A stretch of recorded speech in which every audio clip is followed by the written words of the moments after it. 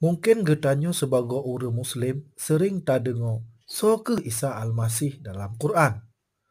Na tujuh bohai dalam Quran gecatat tentang Isa Al-Masih.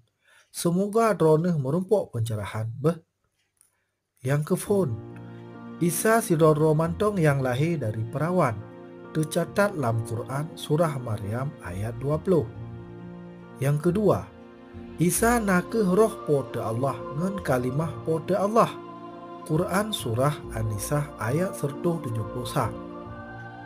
Yang kelai, Isa si Roro Mantong manusia yang suci. Sempurna ngan haba gopnyan betul. Quran surah Maryam ayat 19 ngon ayat 20. Yang keempat, Al-Masih terkemuka di dunia ngon di akhirah.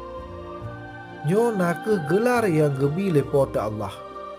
Al-Masih yang artinya diurapi oleh pada Allah ke gepu selamat manusia. Quran surah Ali Imran ayat 25. Yang kelima, Isa nakeh gepukong oleh Ruhul Kudus. Quran surah Al-Baqarah ayat 87. Yang keenam, Isa jid gepu pulih urang sakit ngan gepu udep urang yang kamati. Quran surah Ali Imran ayat 20 kurang.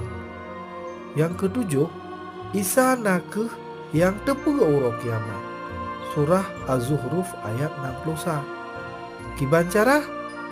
Semoga droneh lebih geturi so Isa Al-Masihnya.